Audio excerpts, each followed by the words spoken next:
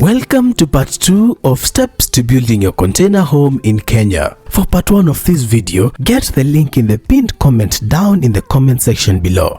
Great, let's talk modifications. After installing your container over the foundation, modify it to meet your needs. The modifications include cutting out doors and windows. These cuttings can also be made at the container buying point. It all depends on your project.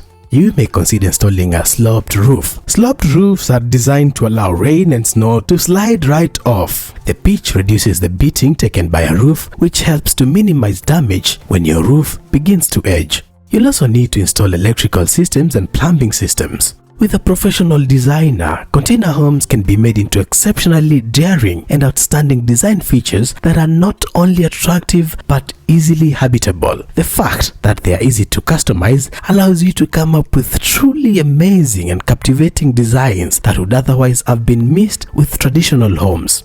Next up, insulation and finishings. A journey that started with a single idea is almost complete. Since containers are made from metal, they can be sensitive to the following: heat, cold, wind, and noise. If you don't insulate your container house, you'll feel like you're sleeping in the Arctic Circle at night and the Sahara Desert during the day.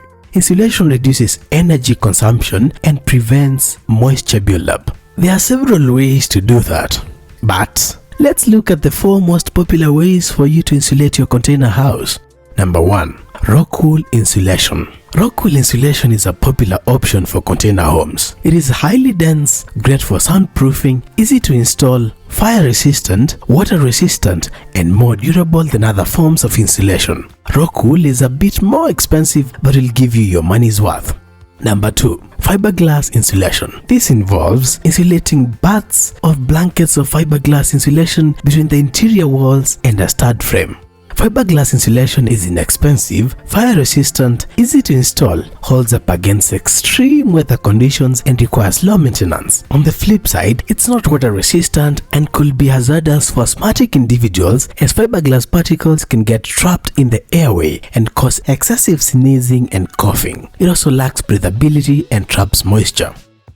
Number 3. Rigid Foam Insulation. Rigid foam insulation is a lightweight and durable option that can be installed on the interior or exterior of the container. It acts as a vapor barrier and provides excellent insulation for your home. Rigid foam insulation can be more expensive than other options, but it's more effective and can help reduce energy consumption when properly installed.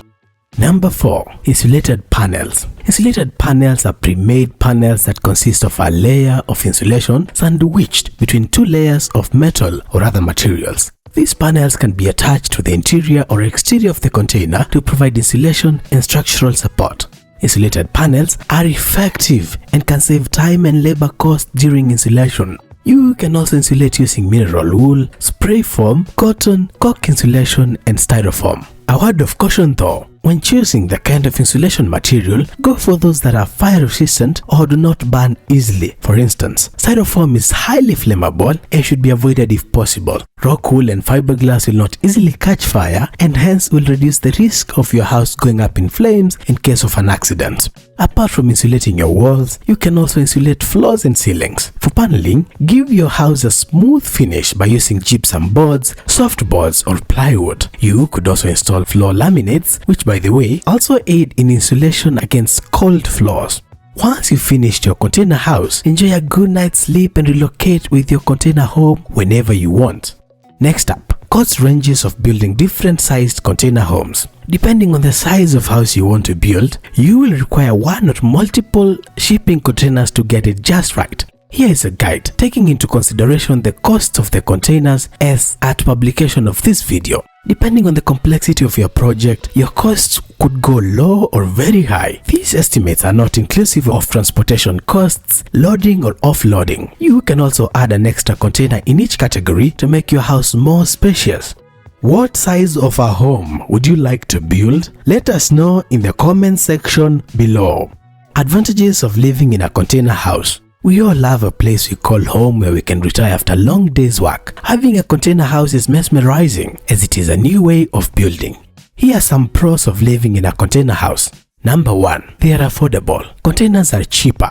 and converting them into a house is less expensive than building a house. With a container, you only need to fabricate the doors and windows, insulate them, and you're good to go. Number 2. They are easy to build. Container houses are straightforward to build. You will not believe it, but some people construct their homes single-handedly through DIY.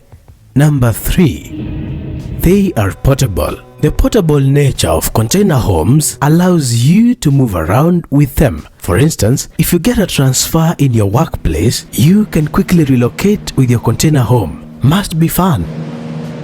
Number 4. They are durable. Your container house can withstand any weather conditions considering they are made of steel. The containers are meant to withstand the harsh sea life and can take anything thrown at them in your compound. Number 5. They are flexible. Containers are modular, and as a result, you can decide to put them alongside or stack them up to create a story. And in future, you can easily expand your home by adding more containers.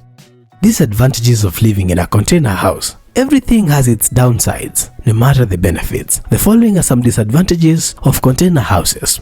Number 1. Issues with permits. Container homes are a new concept and have not been fully integrated into the building codes in Kenya. For this reason, you'll have to visit many offices and you may experience delays in building your home.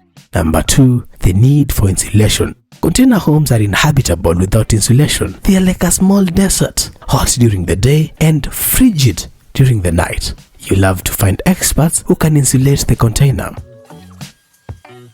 In conclusion, regular concrete homes are great. They pack a punch in the social class schema, but the initial costs, time and standards required can be daunting. Container homes, on the other hand, are affordable, easy to construct, flexible and sustainable. Thanks for watching. If you found this information useful, make sure to subscribe and see you on the next video.